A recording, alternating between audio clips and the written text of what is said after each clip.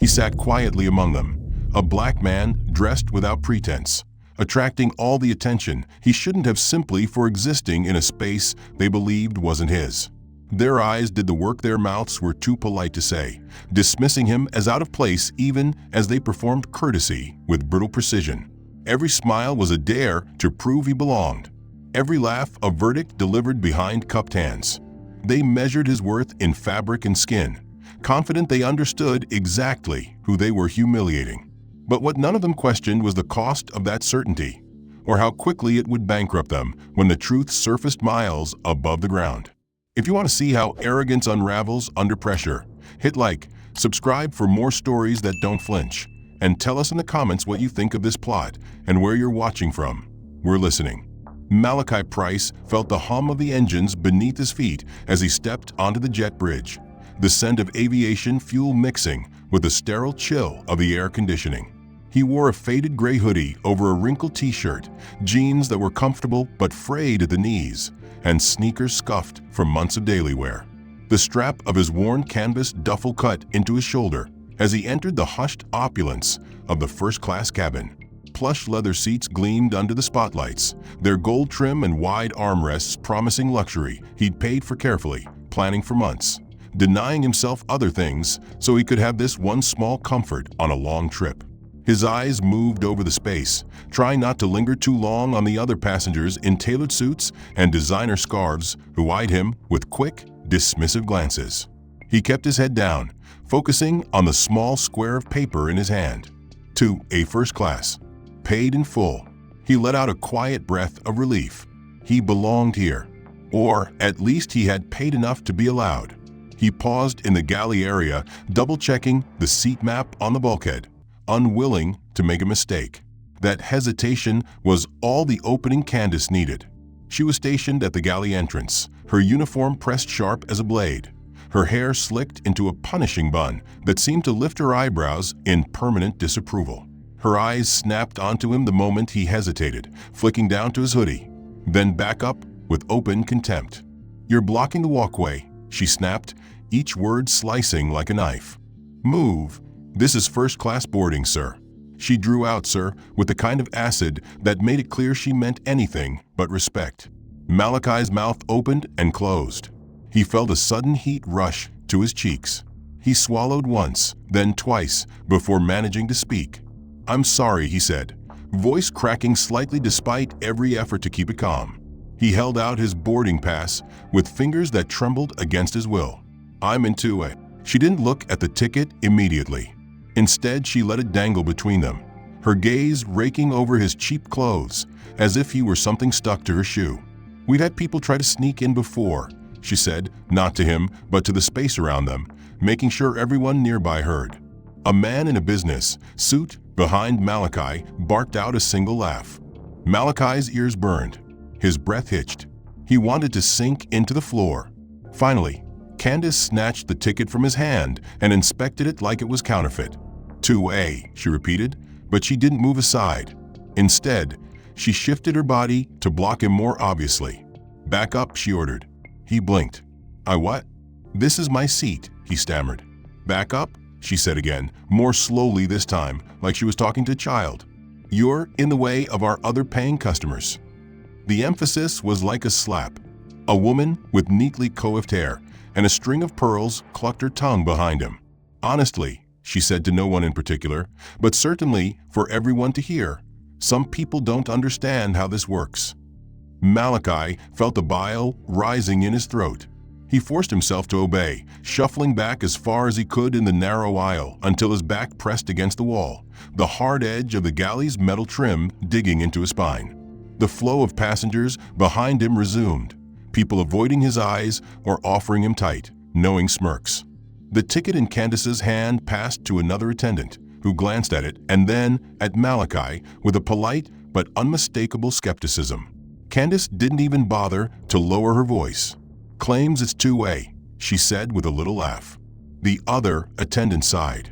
"Sir, could you just wait over there?" Malachi couldn't even find words. His lips parted, but no sound came out. He nodded, humiliated, and pressed himself tighter into the narrow space by the coffee station, watching the crowd shuffle past. His fingers dug into the worn strap of his bag until his knuckles ached. Every few seconds, someone's gaze would flick over him, and then away just as quickly. He felt the heat of their judgment as surely as if they'd spoken it out loud. He heard one man say under his breath, "They'll let anyone in here these days." Candace didn't say anything to correct it. She smiled at the next passenger in line, her voice shifting like a switch thrown, warm and welcoming. "Welcome aboard, Mr. Lewis," she said to a man in a designer overcoat. She actually laughed at his dumb joke about frequent flyer miles. Malachi tried to close his eyes, but the tears burned behind them.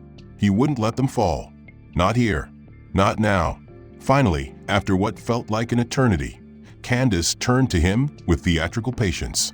She held out his pass with 2 fingers, as though it were dirty. "Okay, let's see if we can get you situated," she drawled. There was no apology, no acknowledgement that she'd held him up, just dismissal. Malachi took the ticket, his fingers trembling so badly he almost dropped it. He forced himself to move, his feet like concrete blocks, past Candace, who watched him with narrowed eyes. As he passed, she murmured in a tone that was all venom and false civility, "Try not to hold us up again." He flinched. He knew she meant for him to hear it. He kept his head down, breathing in short gasps. He found his seat and dropped into it hard enough to rattle the frame. He shoved his bag under the seat in front of him with shaking hands. The woman in 2B barely turned her head, but gave him a thin-lipped frown before looking back at her tablet. Malachi turned to the window, trying to focus on the dull glow of the tarmac lights outside. His reflection looked pale, hollow-eyed. He tried to exhale slowly, to regulate his heartbeat, but the pressure in his temples throbbed and wouldn't release.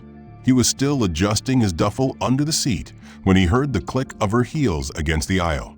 She didn't greet him or offer him the welcome champagne she'd given to the other passengers. She just stopped at the edge of his armrest and stared down at him, chin lifted slightly, eyes scanning him like he was a stain she needed to scrub out. "Excuse me," she said, voice low but clear enough for the entire front row to hear. Malachi blinked, turning slowly, dread coiling in his gut. "Yes," he asked, voice dry. She didn't hide the contempt curling her lip. "We're having issues with some passengers not knowing the rules," she said, her gaze raking over his hoodie and lingering on the frayed cuffs at his wrists. She made sure to look over at the well-dressed businessman in 2C, who nodded sagely, as though agreeing that they were being plagued by an unruly element.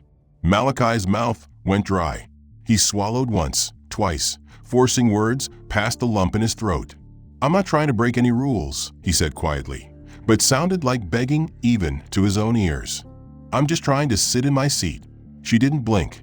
"That remains to be seen," she said coldly, holding out her hand. "Your boarding pass." He stiffened. He'd already shown it to her. She knew exactly where he was supposed to be.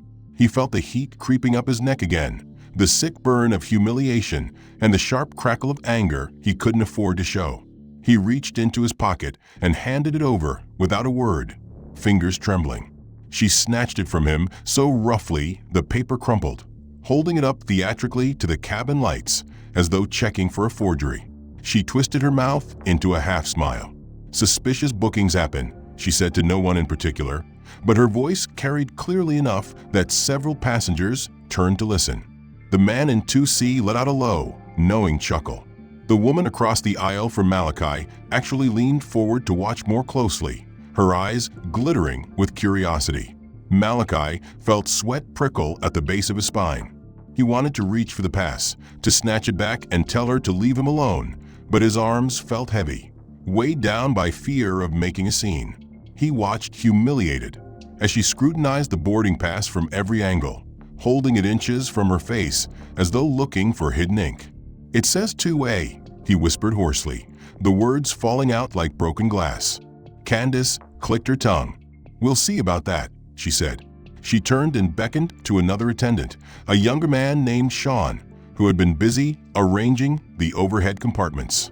He looked over, blinking with discomfort, clearly sensing the tension radiating through the cabin like static electricity. "Sean," she called in that false friendly tone, "can you check this?" She handed him the crumpled boarding pass, ignoring Malachi's outstretched hand. Sean took it gingerly, reading the seat number. He cleared his throat, his eyes darting between Candace's unyielding face and Malachi's stricken one. It says 2A. It's fine. Candace's smile didn't waver, but it changed. It went cold, shark-like. Really? Are you sure? We can't have people sitting in the wrong cabin. Sean swallowed. It's valid, he said more quietly, glancing at Malachi with an apologetic flicker in his gaze before handing it back. Candace snatched it from Sean's fingers before Malachi could even move. She turned back to Malachi and held it out between pinched fingers like it was something foul.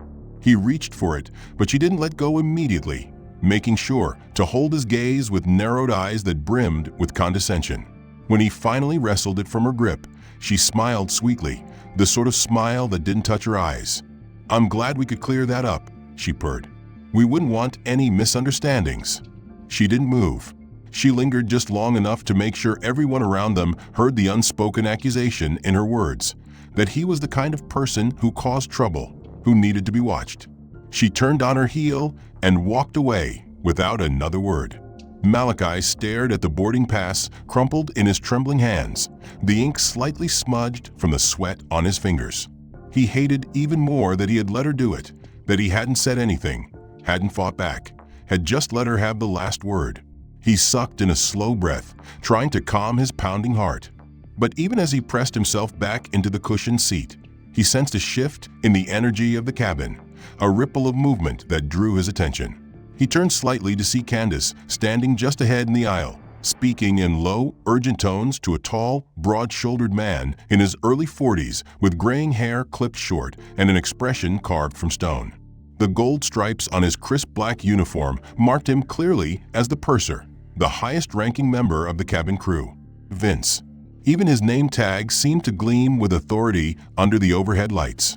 Vince kept his arms folded across his chest as Candace spoke, nodding once or twice, but his mouth was set in a flat, hard line.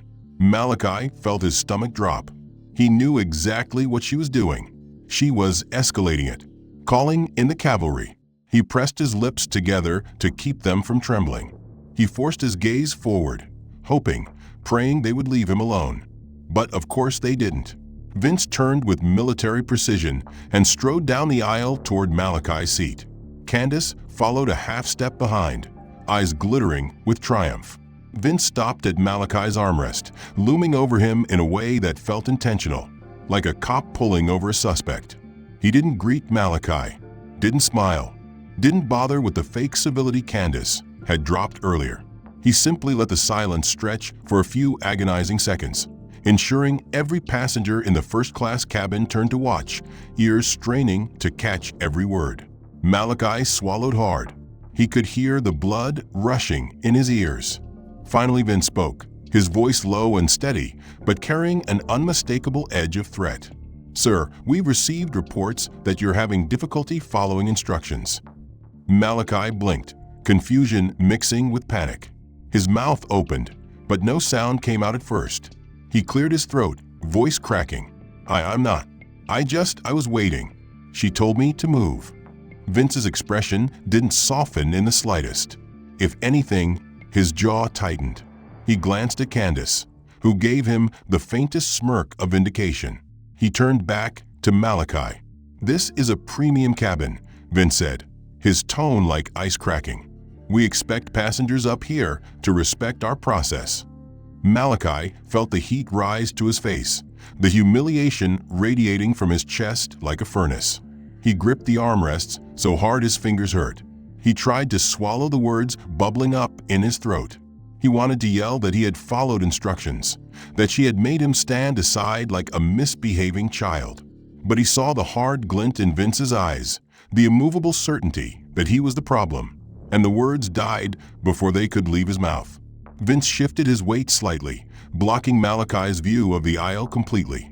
"If you can't follow instructions," he said slowly, enunciating every word like it was a threat he would enjoy carrying out, "you'll need to go back to coach."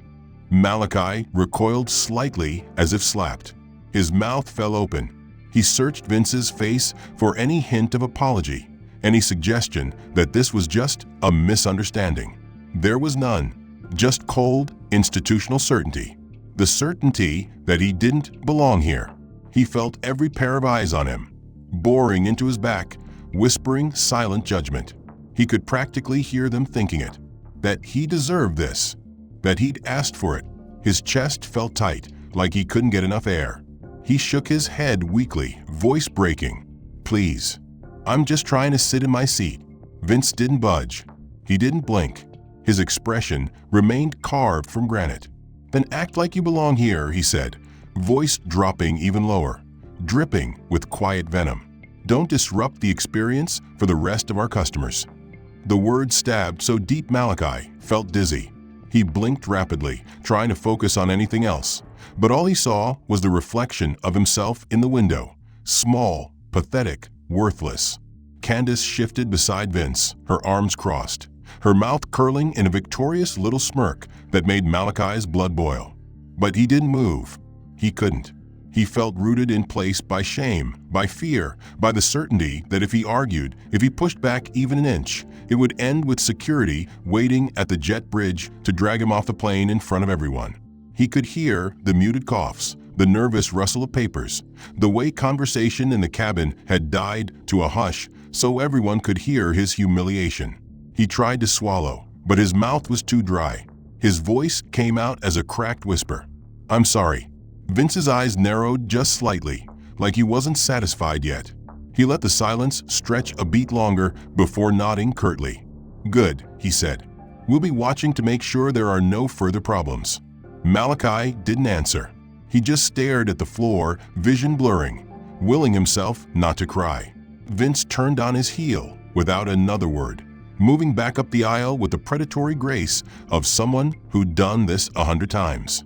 He knew it wasn't over. He could feel Candace's eyes on him even as she retreated toward the galley, the weight of her gaze lingering like oily smoke in the cabin air. He dared a glance around the first-class section. That's when he saw Bradley. Bradley was the kind of man who looked expensive without trying. Close-cut silver hair, navy blazer with brass buttons over a crisp open-collar white shirt, watch gleaming from under his cuff. He was in 3A, but had leaned into the aisle to watch the entire humiliating exchange with barely restrained amusement. Now that Vince had left, Bradley gave a theatrical sigh, loud enough for everyone nearby to hear. He glanced around to make sure he had an audience, then laughed, a deep mocking chuckle. "Let the man stand in the back where he belongs," he announced cheerfully, raising his plastic cup of scotch in a mock toast to the passengers around him. A couple of them let out awkward laughs. A woman in designer glasses stifled a grin behind her hand, but didn't bother hiding it completely. Malachi felt his heart seize. The words hit him like a punch to the sternum. He blinked hard, willing his expression to stay neutral, but he could feel his lower lip quivering, his eyes stinging. He looked back at the window, trying to become invisible. But Bradley wasn't done. He leaned back in his seat with self-satisfaction radiating off him like heat, stretching his legs into the aisle like a king surveying his domain. "Nothing personal," he drawled in a stage whisper that was anything but quiet. "It's just some of us actually paid to be here." The laughter was louder this time. Malachi's ears burned. He felt a humiliating sweat break out under his hoodie. He dug his nails into his palms so hard they left crescent moons in the skin, trying not to scream. Candace watched it all from the galley door. She didn't tell Bradley to be quiet. She didn't say a word to stop it. Instead, she let her mouth curl into a small smirk of amusement. She pretended to check something on her tablet, but her eyes flicked up every few seconds to see how Malachi was reacting. Satisfied that he was too broken to fight back, she finally decided to finish it off. She stepped forward just enough that her voice would carry to the entire section, adopting that fake polite tone that she used to punish him with. "Sir," she called crisply, voice full of exaggerated patience. Malachi turned slowly, every movement stiff, his eyes glassy with shame. She put on a patronizing little half-smile. "If you can't afford to behave," she said slowly, enunciating every word so no one could possibly miss it, "maybe save your pennies next time and stay where you're more comfortable." There was a brief, stunned silence at the raw cruelty of it.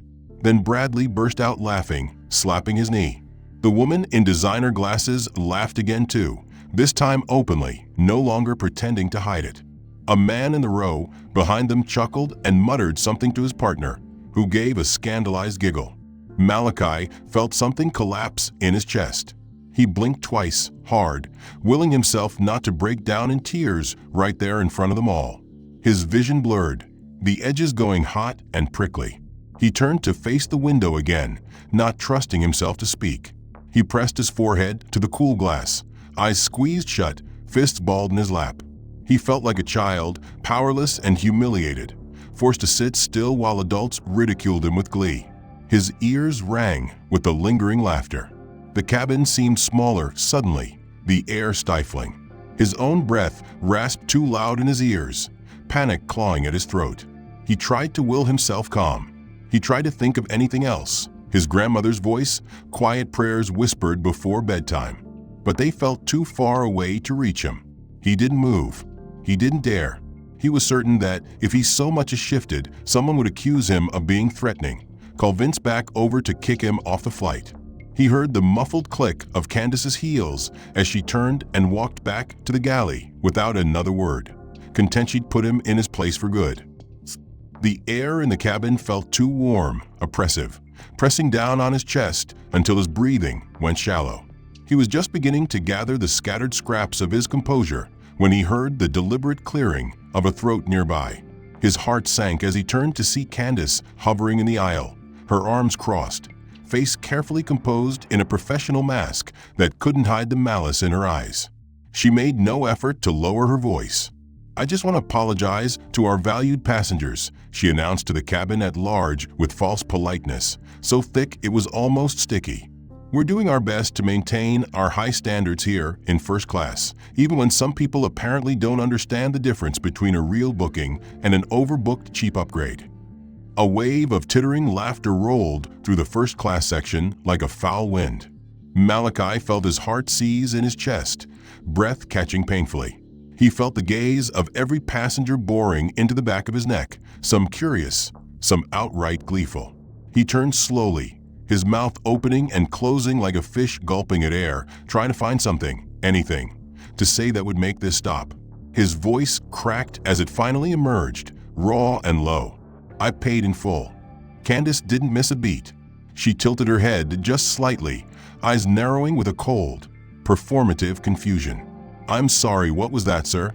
Her tone was loud enough to ensure no one missed it. Malachi swallowed hard, forcing the words through his dry throat. "I said I paid in full. This is my seat. There wasn't any overbooking."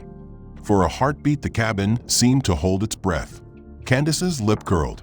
"Sure you did," she said, voice dropping to a slow, mocking drawl that dripped poison. Her eyes flicked deliberately over his hoodie, the scuffed sneakers, the frayed backpack jammed under the seat. She didn't even bother to pretend to believe him. A snort of laughter burst out from somewhere behind him. Malachi's ears went red hot. His fingers dug into the armrest, so hard he felt the cheap leather give under his grip. "I did," he insisted again, but it came out a choked whisper even he didn't believe. Candace made a soft tisk, sound that was somehow worse than any insult. "Of course, sir," she said with biting sweetness, rolling her eyes just enough to make sure everyone saw. She turned to a passing colleague, Rebecca, another attendant with a severe bun and sharp, assessing eyes, and said, "Can you please make sure our guest here is comfortable? He seems confused about how he got this seat." Rebecca stifled a smirk. "Of course," she replied. She stepped in closer, dropping her voice just enough to feign privacy, but not enough to keep the conversation from the curious ears leaning in all around them. "Sir," she began in that condescending tone, "I'm sure you want this to go smoothly. Why don't we just make sure you're where you're supposed to be?" Malachi felt like his entire face was on fire. He shook his head mutely, while rising in his throat. "I am," he managed, voice cracking. "This is my seat. I paid for this. Weeks ago." Rebecca smiled, a patronizing smile that didn't reach her eyes. "Sure you did," she echoed Candace's words perfectly, like a rehearsed line. "Let's not make this harder than it needs to be." A couple of passengers outright laughed at that. Malachi's eyes flickered wildly between them, searching for even one sympathetic face, but found only cold curiosity, amusement, and smug disdain. He felt a tremor ripple through his entire body. He wanted to scream. He wanted to stand up and demand they check the system again. He wanted to throw the boarding pass in their faces and tell them they were wrong. But he couldn't. His throat closed around the words like a noose. He could feel the rage and humiliation boiling in his stomach, but there was nowhere for it to go except to make his eyes water, his nose run embarrassingly as he sniffed hard and wiped at it with the back of his sleeve. Rebecca leaned in just slightly, her voice pitched so only he could hear, but her mouth forming the words clearly enough for those nearby to read her lips. "Don't embarrass yourself," she whispered, the fake concern in her voice more hateful than shouting. "Sit still and be quiet." She straightened up, her smile flicking back to polished professionalism, and patted his shoulder with two stiff fingers like she was disciplining a disobedient child. "Enjoy your flight," she added for the audience's benefit. Candace let out a single short laugh, like she couldn't help herself. Then she turned on her heel and sauntered back toward the galley, calling over her shoulder to Rebecca, "Make sure our guest behaves himself. We wouldn't want another incident." Rebecca nodded seriously, pressing her lips together in a parody of a professional promise. He felt them watching him. Candace kept glancing over from the galley, her narrowed eyes shining with the satisfaction of someone who knew she could do whatever she wanted, and no one would stop her. Vince the purser was nearby, arms folded, chatting with another flight attendant while never fully taking his eyes off Malachi, like he was waiting for the smallest excuse to pounce. Malachi wanted to shrink out of his own body, disappear completely.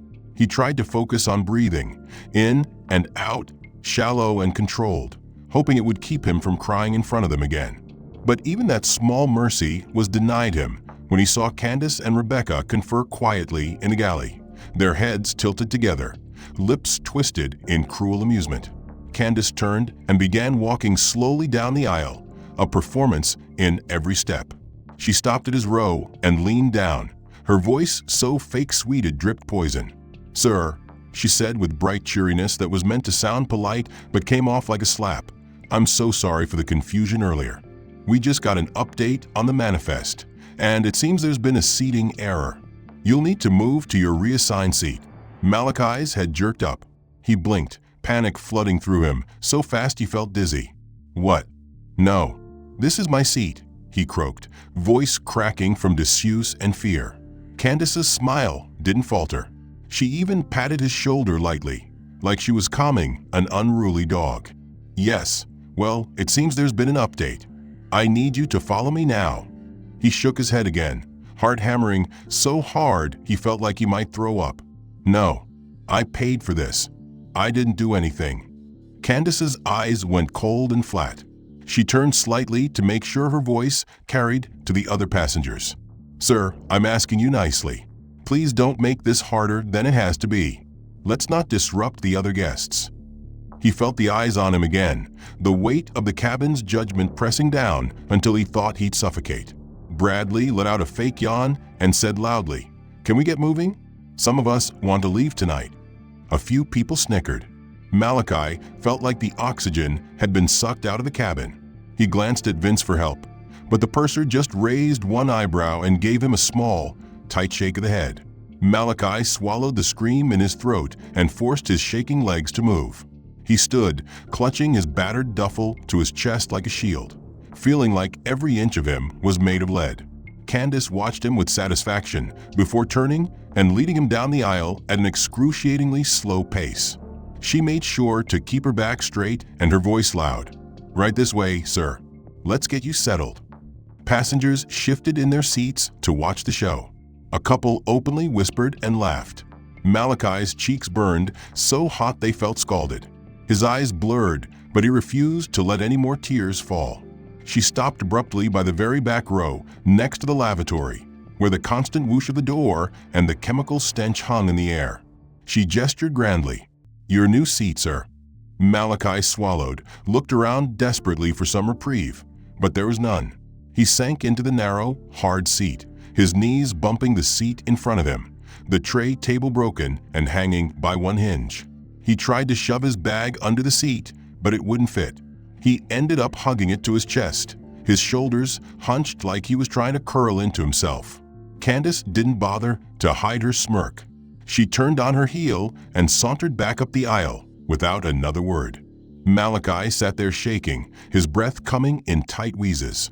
The smell of the bathroom hit him like a wall. Every few minutes the door banged open and closed, wafting the chemical stink directly into his face. He shut his eyes and tried to pretend he wasn't there, but the embarrassment and rage twisted in his gut until he felt sick. He tried to ask for water at one point, his voice cracking as he called for the attendant. Rebecca walked by with a drink cart and barely glanced at him. "Sure," she said, dismissive, without stopping. 20 minutes passed. He watched her serve every single other passenger first, even those who waved her off. When she finally returned and he asked again, she gave him a long, cool stare. "We're out right now. Maybe later." She didn't come back. The thirst scratched at his throat like sandpaper. He pressed his lips together so hard they hurt. He tried to sink lower in the seat, wishing he could vanish. The final blow came when he heard Candace's voice drift back from the galley, too loud to be private, but pitched just quiet enough to pretend she wasn't trying to be heard. "Yeah, we should flag him as a potential disturbance," she said casually into the handset. "He's been non-compliant, argumentative." But the words lived in his head. Let the man stand in the back where he belongs. Save your pennies next time, overbook cheap upgrade. Sure you did. He hadn't fought back. He hadn't even spoken. He'd just let them push him, prod him, degrade him until he felt like nothing. Even now he couldn't quite move. He was afraid that if he tried to stand, his legs would betray him, that he'd crumple in the aisle and prove every cruel word they'd spat at him. He didn't dare call the attendant button. He'd learned that lesson already. He didn't want to give them another reason to label him non-compliant. He heard them up in the galley even now, Candace and Rebecca talking in that bright false cheer, trading private jokes over the radio. Candace had made sure to call him in, flag him as a potential disturbance in case security needed to deal with him. The words felt like they'd been tattooed onto his skin. The very idea of being dragged off the plane by airport cops at landing made bile rise in his throat. He pressed his forehead to the seat in front of him, eyes squeezed shut, trying to shut it all out, trying to hear something, anything, other than their voices. But under the panic and shame, another emotion had begun to burn quietly. Rage. Slow, patient, consuming. The kind of rage that wasn't loud or violent, but cold as ice and 10 times as deadly. It sat under the humiliation, coiling like a snake in his gut. They thought he was powerless. They thought they could do anything to him. They had made a terrible mistake.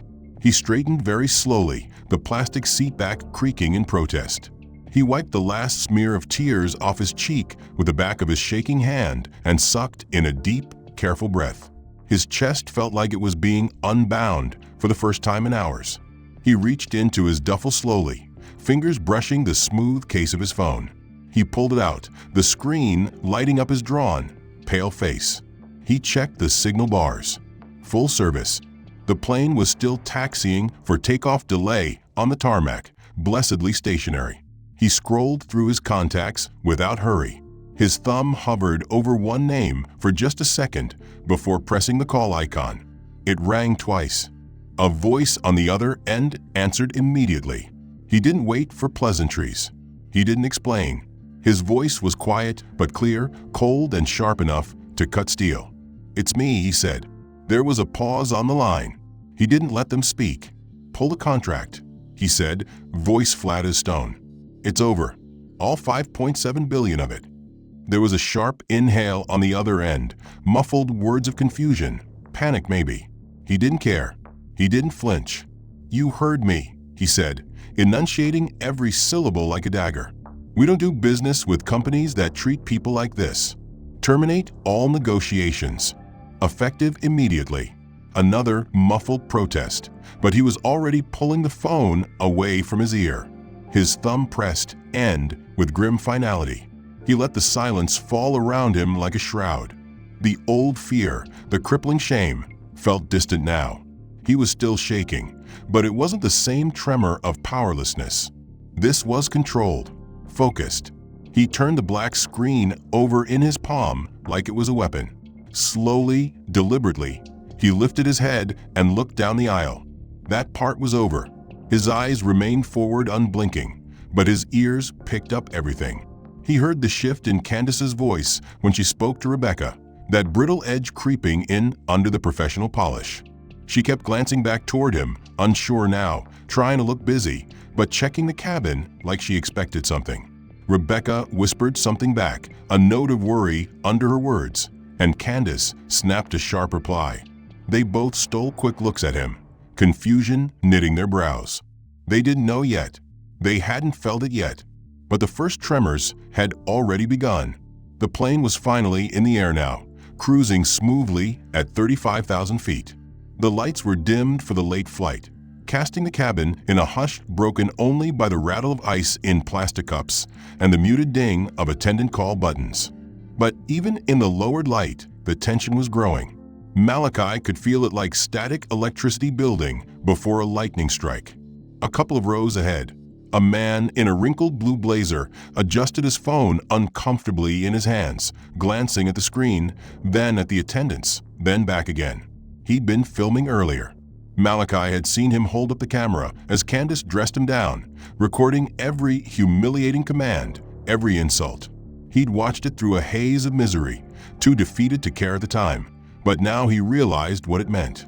He watched the man's thumb dance over the screen, editing, typing, uploading. The man's brow was furrowed with the kind of grim satisfaction of someone who knew he was dropping a bomb. A small, hateful voice in Malachi's head whispered not to hope, that no one would care, but he ignored it. He felt the rumble in the floor as the engines carried them onward through the clouds. But the real turbulence was in the cabin. Up in first class, the mood had changed, slowly but perceptibly. Bradley had gone silent, frowning at his phone with growing unease. The laughter that had once rippled through the seats was gone, replaced with quiet, tense conversation. Screens flickered with news apps, thumbs refreshed pages compulsively. Malachi didn't need to see the headlines. He could guess them. Somewhere on the ground, the corporate office was reeling. Lawyers were calling lawyers. PR teams were waking up from comfortable beds in horror. Executives were pacing in boardrooms under too bright lights. It wouldn't take them long to release the statement. It didn't. The announcement pinged through the cabin Wi-Fi alerts in real time. Screens lit up. Notifications buzzed. He watched Candace's back stiffen where she stood in the galley, the color draining from her face as her own phone buzzed with the news. Malachi couldn't see the screen, but he didn't have to. He imagined the words in perfect, satisfying detail. Breaking. Airline's $5.7 billion fleet order canceled amid accusations of racial discrimination. He exhaled slowly, carefully, the breath of a man who'd held it for too long. He let it go.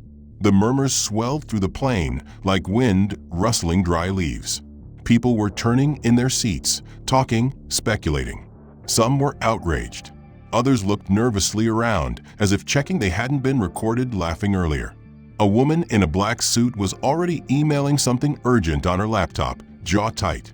The man with the phone, the one who had filmed it, sat back with arms folded, the glow of satisfaction on his face unmistakable. He caught Malachi's eye and nodded once, slow and deliberate. Malachi nodded back, just once, no smile, but enough. The bond of witnesses. Meanwhile, Candace looked like she was vibrating.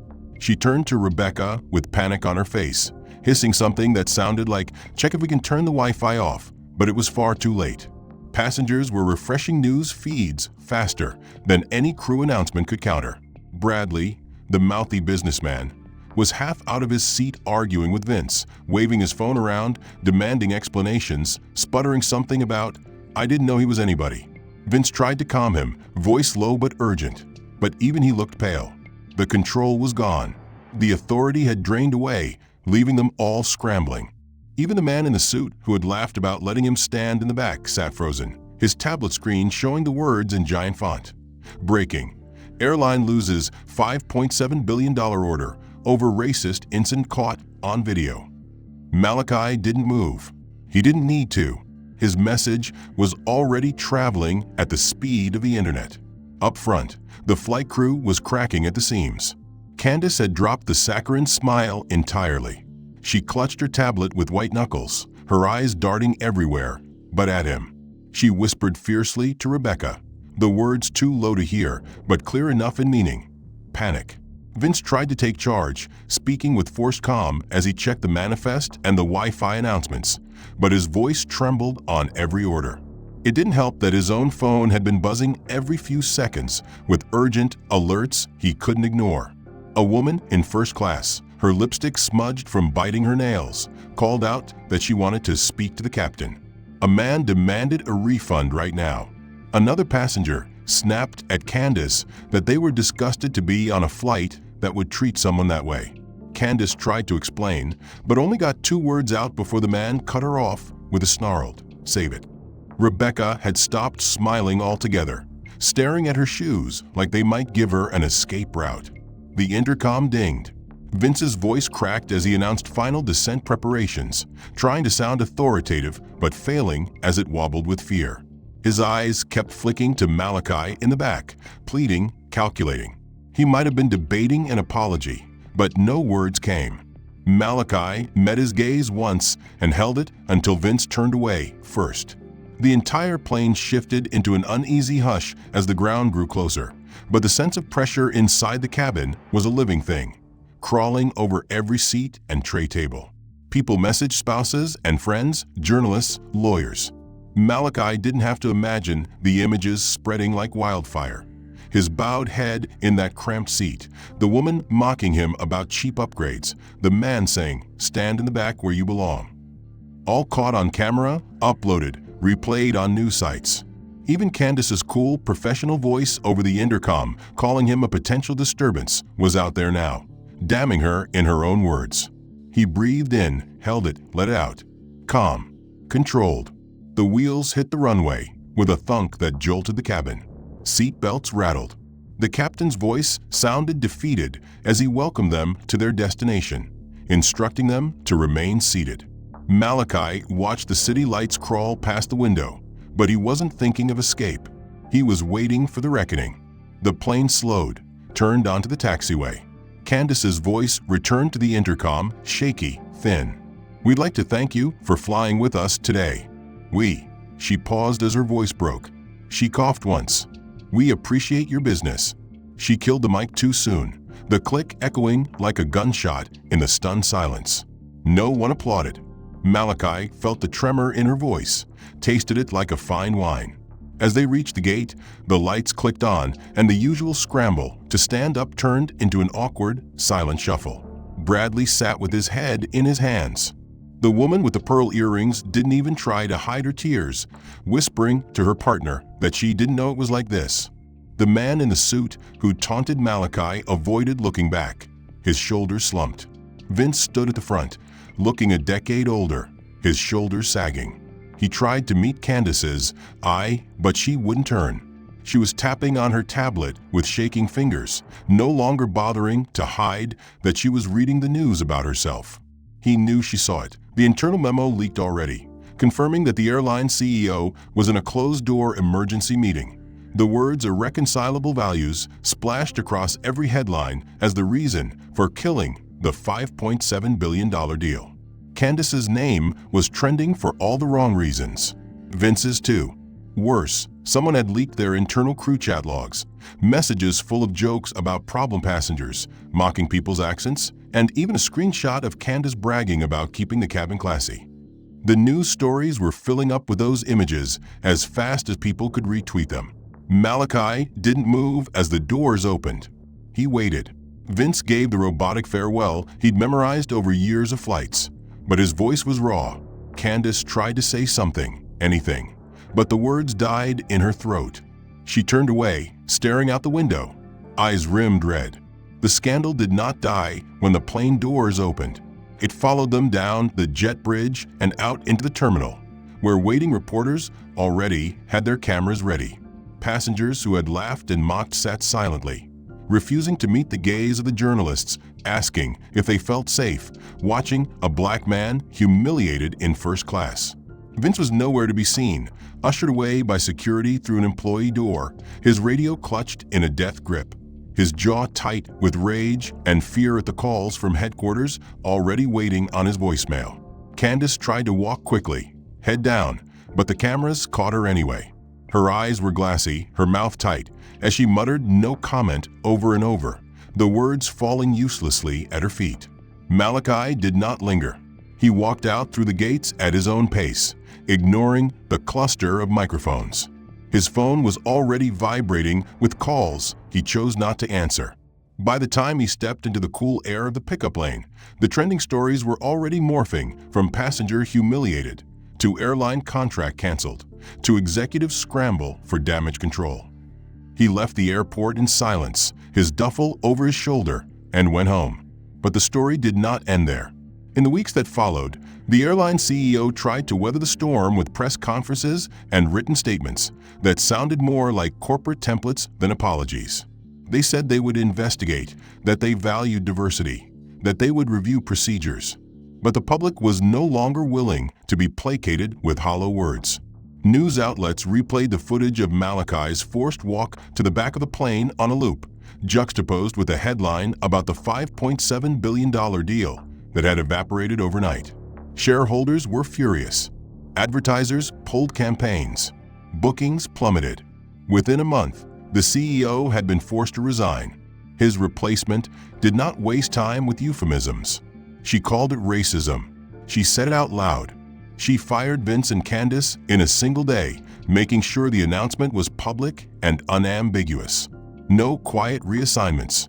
No polite retirements. They were terminated for cause. But even that was not enough. The footage kept playing. The chat logs from crew members that mocked passengers' accents and joked about problem flyers kept getting retweeted. The board demanded an answer. So they offered something else. A full overhaul.